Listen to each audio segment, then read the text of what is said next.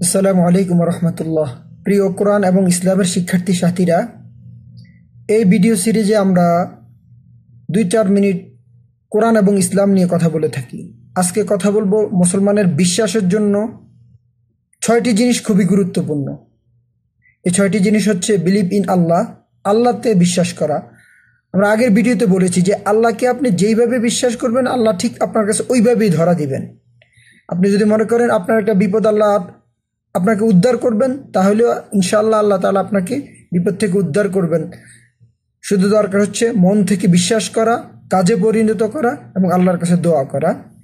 কোরআনে এসেছে কুল হু আল্লাহু আহাদ, অর্থাৎ আল্লাহ এক, আল্লাহুস সামাদ, তিনি অমুখাপেক্ষী, আমরা সবাই তার মুখাপেক্ষী।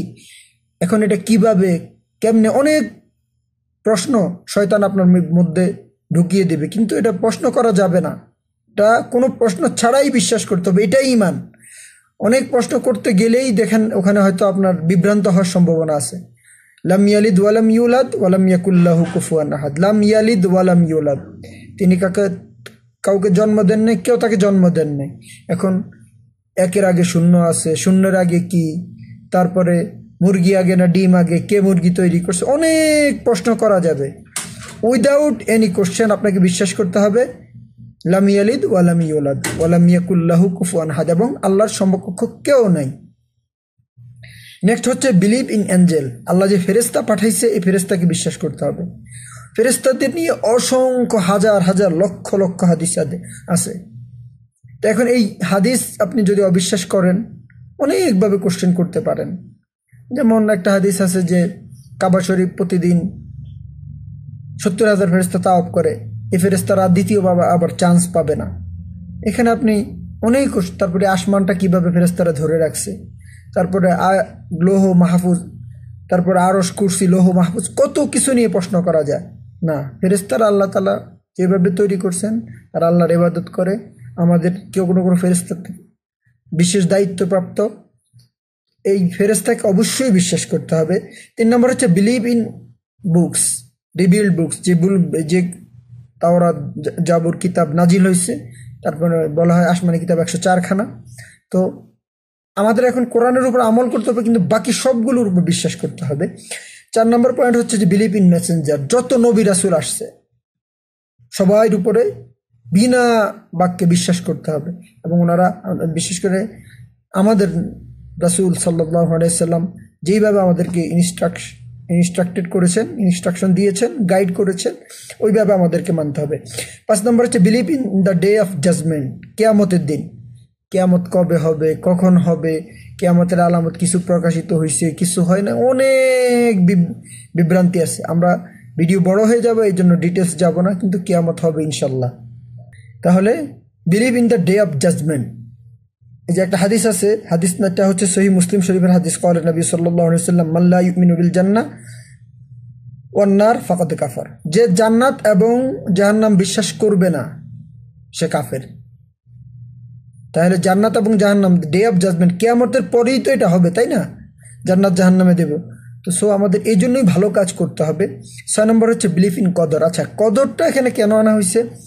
দেখেন, কদর নিয়ে এখন সায়েন্স অনেক কথা বলে।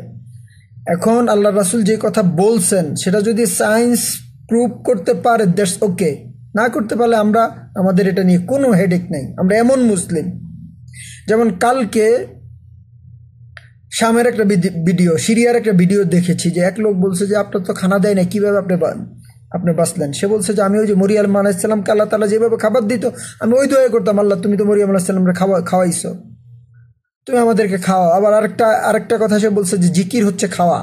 সে জিকির করতো, আল্লাহর কাছে বলতো, তখন তার নাকি হয়ে যাইতো, পেট ভরে যাইতো। তো এখন এগুলো তো সায়েন্স প্রুভ করতে পারবে না। একটা আবদ্ধ কক্ষে কোনো খাবার নাই, পানি নাই, আপনি দোয়া পড়ছেন, আপনি হয়ে গেছে, এটা চারটিখানি ইমানের কথা না, কোনো সায়েন্স এটাকে প্রুভ করতে পারবে না। সো সায়েন্স প্রুভ করতে পারুক না পারুক, আমাদেরকে এটা বিশ্বাস করতে হবে। কদর জিনিসটা আল্লাহ রাসূলের যে মিরাজ হয়েছে, কি সরাসরি হয়েছে নাকি, এই তর্কে আমরা যাবই না। আমরা মুসলিম, আমরা তো আল্লাহকেই বিশ্বাস করছি, আমানতু বিল্লাহ, আল্লাহকেই তা দেখে বিশ্বাস করছি। আল্লাহকে আল্লাহ নাই এই পক্ষেও অনেক যুক্তি আছে, আল্লাহ আছেন এই পক্ষে আরও বেশি যুক্তি আছে। যুক্তিতে আমরা যাবই না, যুক্তি ছাড়াই আমরা আল্লাহকে বিশ্বাস করি, কদরকে বিশ্বাস করি। আমরা জানি যে সাধারণত বিজ্ঞান প্রমাণ করছে যে মহাকর্ষণের উপরে উঠলে কোনো জিনিস ধ্বংস হয়ে যায়, উঠতে পারে না, বা এটা আকাশে যাওয়া সম্ভব না, কিন্তু বিজ্ঞান বাদ আমাদের কাছে। বিজ্ঞান যদি এটা প্রুভ করে তাহলে আমরা আলহামদুলিল্লাহ, না করলেও আলহামদুলিল্লাহ। তাহলে আমরা এই 6টি জিনিস অবশ্যই বিশ্বাস করব, চেষ্টা করব। আর বিস্তারিত আমাদের ইয়েতে দেওয়া থাকবে, এই যে আর্টিকেলে দেওয়া থাকবে কোরআনের আয়াত, হাদিস, রেফারেন্স। ইসলাম নিয়ে যদি কোনো প্রশ্ন থাকে বেশি বেশি প্রশ্ন করবেন, আমিও জানতে পারবো, আপনাদেরকেও জানাতে পারবো, কারণ স্টাডি করতে হবে আপনাদের প্রশ্নের উত্তর দিতে গেলে।